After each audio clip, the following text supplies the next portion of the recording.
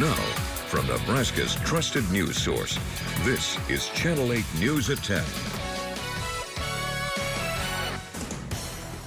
Coming up tonight, grand disappointment for the Nebraska Grand Old Party. What they are asking a judge to do and why.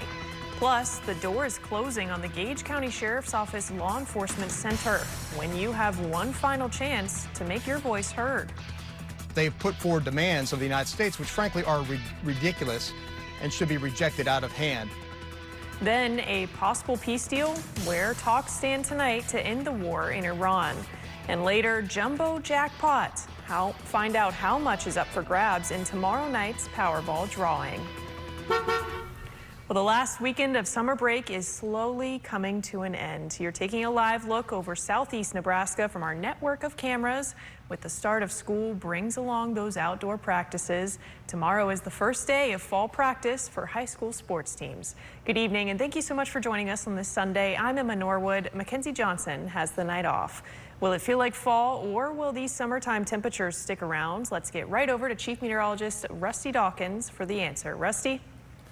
Little column A and a little column B. We're going to see very hot temperatures the next few days, but then much cooler temperatures towards the end of the week when everybody heads back to school. But right now, storms. Yeah, on both sides of the state. There's a line of storms moving from west to southeast, just west of North Platte there. One severe thunderstorm warning in northeastern Colorado. So that line of storms has a severe thunderstorm watch attached to it. I'll show you that in a second. First, we're going to zoom in on these storms that are in southeast Nebraska. Quite a few bolts of lightning you can see right there near Pawnee City, Falls City, Auburn, Nebraska City a little bit. Most of this, though, is staying south of the capital city. A few more storms firing up right away near Hebron and Fairbury, so something to keep an eye on.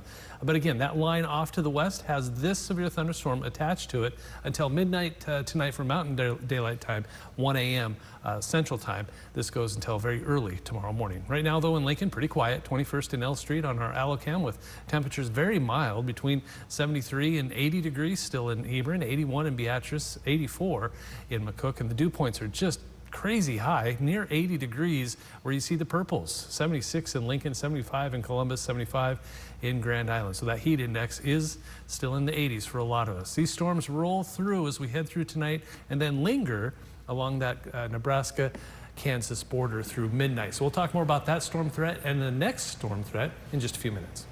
All right, thank you so much, Rusty. And Belmont Elementary is getting ready for students to come flooding in this week. You can see teachers and staff coming together to plan for success for this school year. The school hosting a Belmont Trivia this past week, helping teachers grow their learning and know more about the school's history. Well, if everybody out there can think about first day of school, there's a lot of anxiety around first day of school. Easing first day jitters. Coming up tomorrow morning, our Back to School series looks at what one organization here in the capital city is offering to help students feel and look their best for a successful school year. Join us tomorrow morning at 6 a.m. to hear from visionary youth. And when those alarm clocks start ringing again, be sure to wake up with Channel 8 every morning. When you're at work or in the pickup line at school, check out the Now Local News app or klkntv.com for anything you might have missed. And of course, you can count on our team of reporters and citizen journalists every evening for the biggest stories of the day and stories you'll only see right here on Channel 8. Now to the war with Iran and the prospects for reopening the Strait of Hormuz. Iran's foreign minister saying his country and Oman are close to an agreement on managing the key trade route. ABC's Marcus Moore reports. President Trump now sounding more open to keeping economic pressure on Iran rather than a new military offensive. Speaking to Axios, the president said Iran's economy is, quote, in very bad shape. The president also saying the U.S. and Iran are, quote, semi-negotiating. Iran's foreign minister has said while messages are being passed through intermediaries, the process should not be called negotiations, adding until the U.S. compensates Iran for violating the most recent memorandum of understanding, the possibility of resuming negotiations does not exist. The Strait of Hormuz remains a key flashpoint. Former Secretary of Defense Mark Esper calling Iran's criteria for reopening the strait a ridiculous set of demands. Now we know that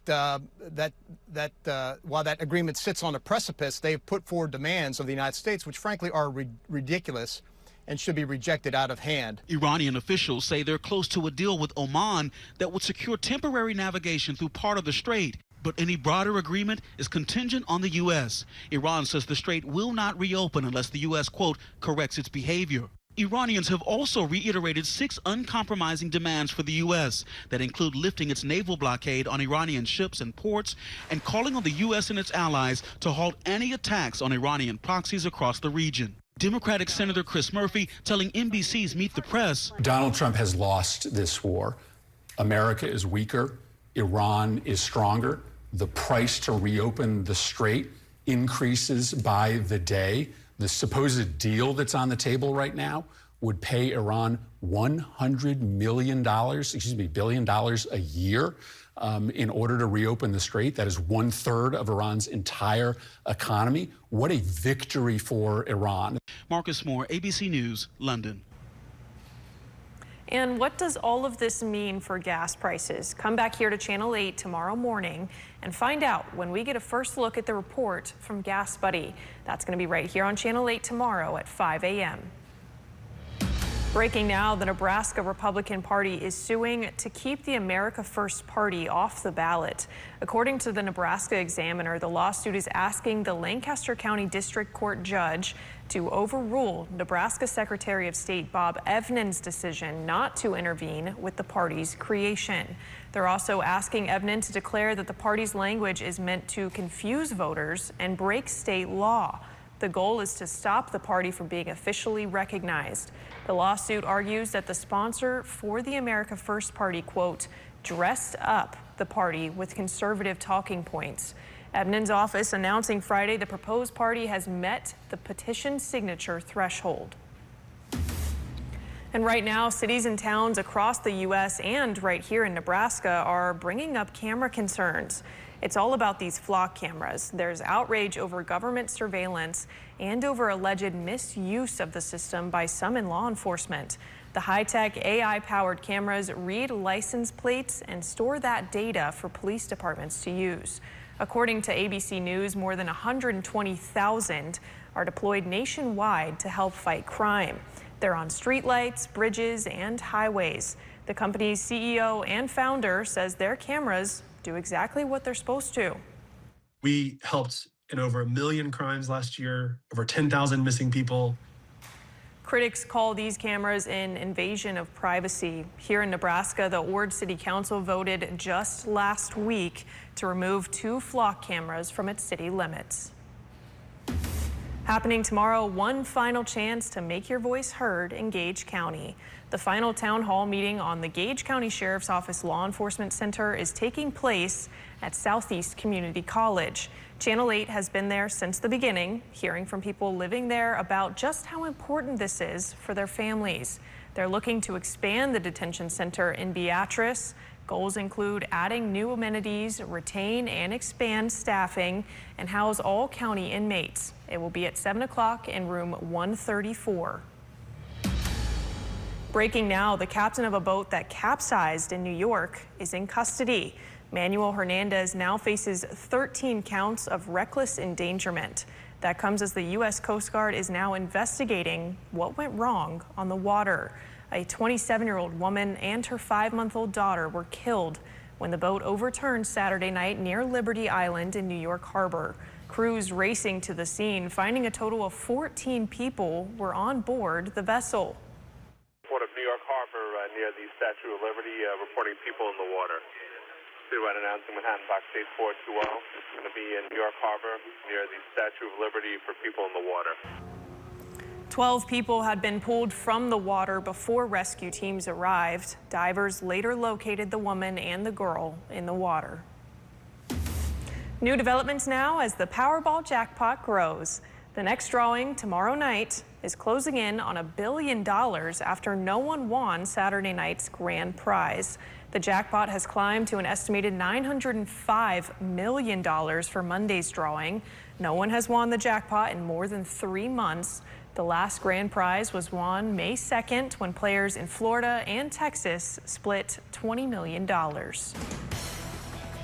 And coming up after the break, on display, where you can see a new mural and the meaning behind the artwork.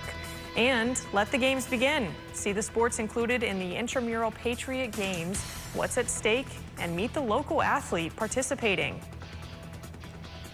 Hot and humid for the next few days and storm chances for the next few days as well. We'll take a look at the forecast when we come back.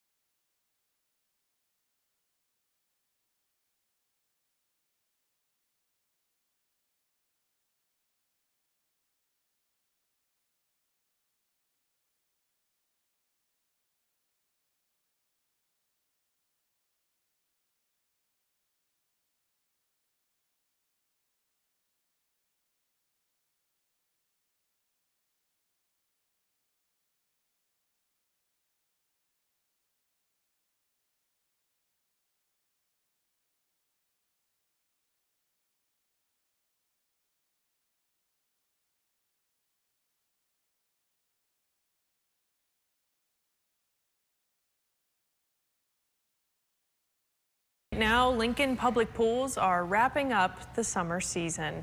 Today is the last day to take advantage of the public pools across the capital city. And the city of Lincoln closing those doors around 6 o'clock earlier tonight. This summer, citizen journalists have been sending in the fun being had across the city. But don't worry, Parks and Rec says they are hosting a series of fire hydrant parties this month. They're free, family-friendly water play events offering a fun way for the community to cool off outdoors. The first one will take place tomorrow at Densmore Park. And in western Nebraska, the city of McCook Creative District unveiling a new mural today. It's called A Life Collected, symbolizing each moment that makes up a life. They say this is part of an effort to add art, character, and creativity to the community. School districts across the state are struggling to fill a critical role before class starts. Paraeducators are few and far between, and as Waverly Public Schools tells us, it's a difficult job to find the right fit. Channel 8's Mackenzie Johnson tells us why this is a yearly problem here in Nebraska.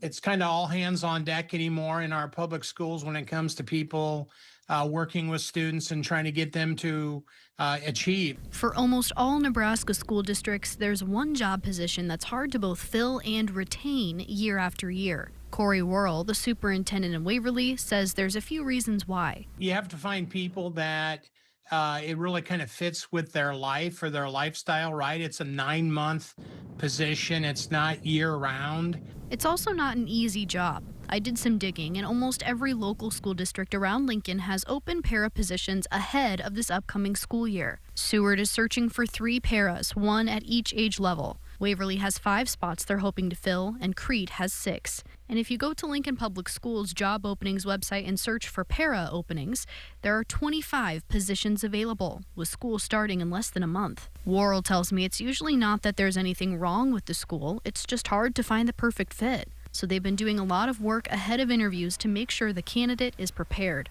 And once they've taken the job, they hope to keep them around. We're trying to do things that entice people to come out and work in these jobs. And a lot of that too is just the support, the training. What can we do when they're here to make them feel like they're being successful? He says it might sound like an intimidating job, but it can be incredibly rewarding. You see kids' growth. You see your own growth. A lot of times it's the paras, though, that are the ones that have a really strong relationship with that student, that can motivate, that can get through to that student, that can communicate with them. And so their role is incredibly important. For each of the local school districts we've mentioned, paraprofessional applications are open right now. Reporting in Lincoln, Mackenzie Johnson, Channel 8 News. Now, your Storm Alert Team forecast with Chief Meteorologist Rusty Dawkins. Just making sure I have the right clicker in my hand. This is usually the time of year that we start to get kind of tired of all the heat and the humidity. It just starts to wear on you, especially when the kids go back to school. And we're going to suffer through a few more days, but things will cool down the second half of this week. But today, high temperatures, 80s, 90s, really close to the 100s. Panhandle, 98 degrees in McCook, 90 in Lincoln, 90 in Nebraska City, 93 in Beatrice. Barry Lockham, a quiet evening out there. Here, I mean, they're not too far away. There's some storms rolling, and I'll show you that here in a second. But Barry Lockham and downtown Lincoln at 79 degrees, 74 in Norfolk, 73 in O'Neill, Valentine, Thedford, a lot of 70s and 80s out there this evening. We're at 78 in Nebraska City, still 86 in Falls City, but cool 74 in Columbus. But when I see blues showing up, this usually means that it's really close to 80 degrees. That's not what you want to see, but lots and lots of 70s, middle 70s out there for Dew Point. Ugh. Northeast wind 5, 6, 7 miles per hour, so a very light wind and isolated thunderstorms. Ooh, a severe thunderstorm warning too in very far northwestern parts of Missouri there, just on the other side of the river. That just barely got severe, but there's still more out there. Look, this one trying to form just north of York. There's a couple down here by Hebron, Fairbury, south of Beatrice, and then right here on the corner of Johnson, Nemaha, Pawnee, and Richardson County, moving through Falls City. Zooming out, there's two areas. There's this area here, and then there's this over here that has a severe thunderstorm watch attached to it. And there it is. That's a severe thunderstorm watch until midnight, 1 a.m. Central Time. I think mainly these very southern portions of this severe thunderstorm watch will likely see the stronger storms, and then it will start to diminish as it moves into south central and southwest Nebraska. Notice this is 11 p.m. and here's the storms over here. Here's the storms over here. So this model is doing a pretty good job. Lingers those showers and thunderstorms through about 1 o'clock, 2 o'clock in the morning. And then it fizzles out a little bit. A few sprinkles still a possibility early tomorrow morning. And then another wave comes our way through the afternoon. You can kind of see it. See how there's just green blips? Not much. We could see 1 or 2 isolated thunderstorms out of that. This model is saying it's just going to be so hot and the atmosphere is going to be capped. It will be very difficult for any of these to turn into a thunderstorm, but it's a possibility. So there is a marginal risk, level 1, that's the lowest of the low risks, but it's for just about the entire state. Now it's due in part to those earlier storms, and then this cold front tomorrow evening has the potential. You're not going to see any storms along this except to the north, but it is going to be traveling over a very unstable atmosphere. So if a storm can get going along this cold front, not just to the north, but anywhere around here, it could get strong fairly quickly.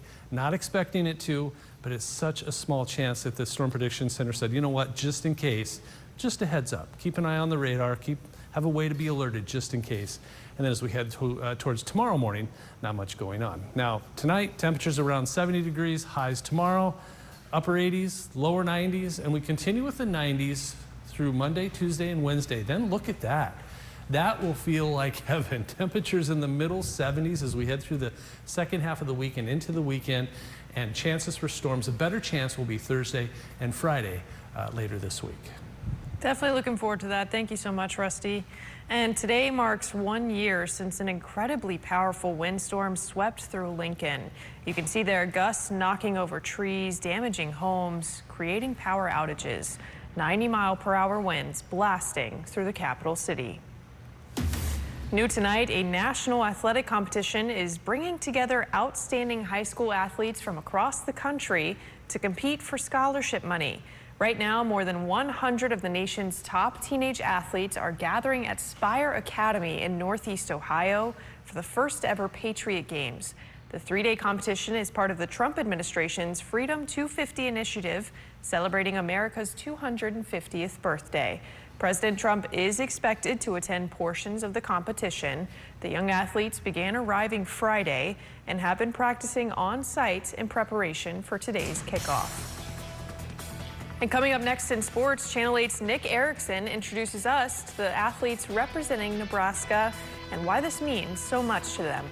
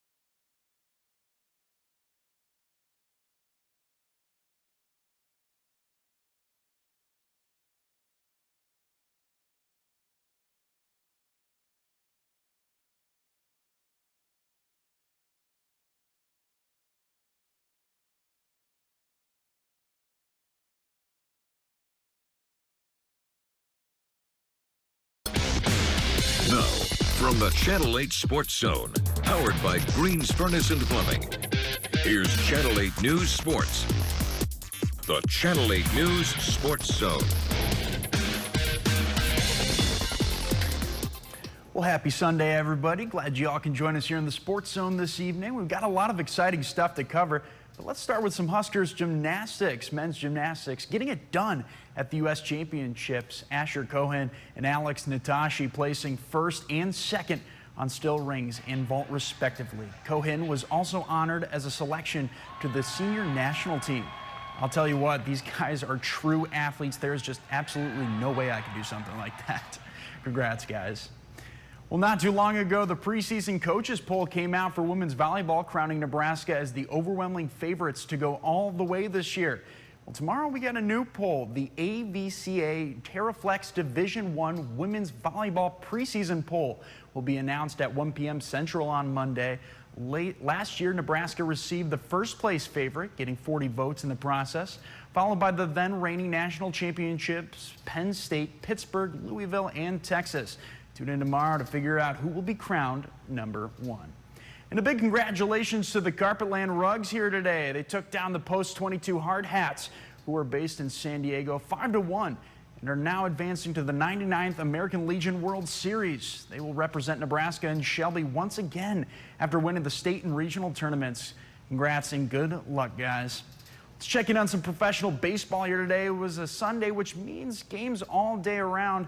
They were day games. The Royals today not able to win back-to-back games as they fall to the Cubs 10-2. Chicago wrapped up 18 hits off of Kansas City, getting to Royals starter Randy Dobnak as he allowed 4 across 5 innings of work. Kind of an uncharacteristic start for him. But on the other side, the Salt Dogs able to get it done against Winnipeg yet again. Back-to-back wins, taking down the Goldeyes 8-3 this afternoon. Jacob Hughes with quite the outing. He notched a quality start, recording 6 innings of work while allowing just 1 run on 2 hits. Lincoln will begin their road trip against King County on Tuesday. Well, starting today, a celebration is taking place throughout the 11th in Geneva, Ohio, to dedicate the 250th anniversary of the signing of the Declaration of Independence. A youth competition with representatives from each state battling it out for a grand prize.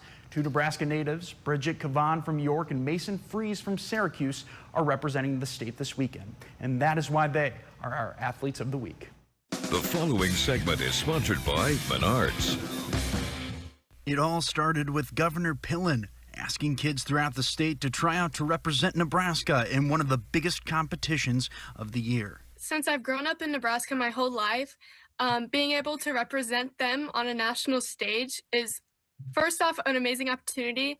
And then second off, I think we can prove to the country how hard everyone works here for everything that we have and that we're just a great state. Students from all over the country who were accepted went through a lengthy audition process, submitting a video, a background check, and an essay to qualify for the competition.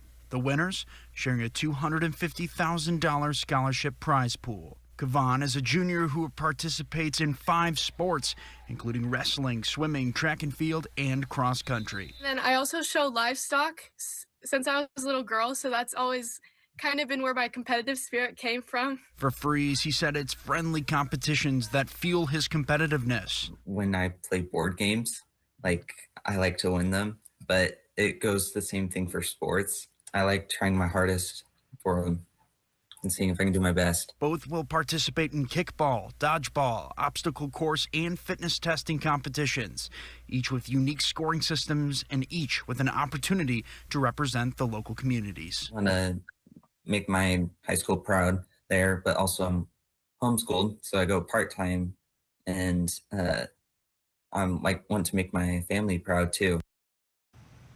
Both Bridget and Mason said that they're looking forward to meeting other competitors around the country, also mentioning the obstacle course, kickball, and dodgeball as events they are most looking forward to. Watch them on the ESPN app or tune into the 1-hour special on none other than ABC on August 13th. Good luck, guys. Make the state proud, and congrats on being this week's Athlete of the Week. Emma, that's all the time we've got here in the Sports Zone. We'll go ahead and send things back to you.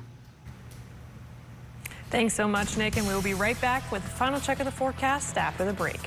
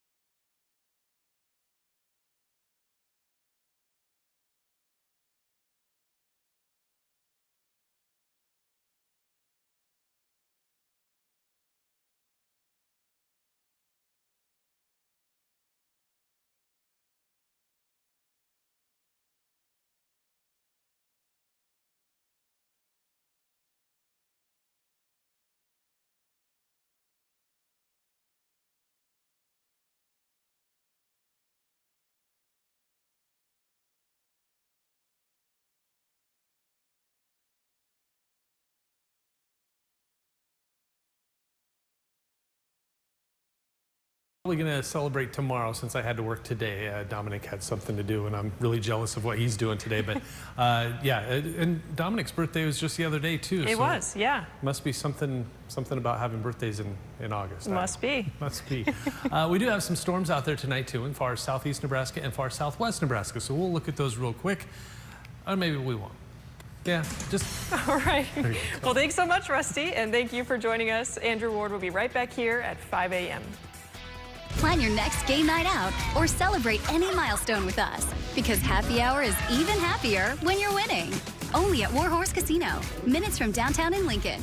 Let your voice be heard by sharing your photos and videos to the Now Local News app. Earn points and redeem them for. I'm Pete Ricketts, and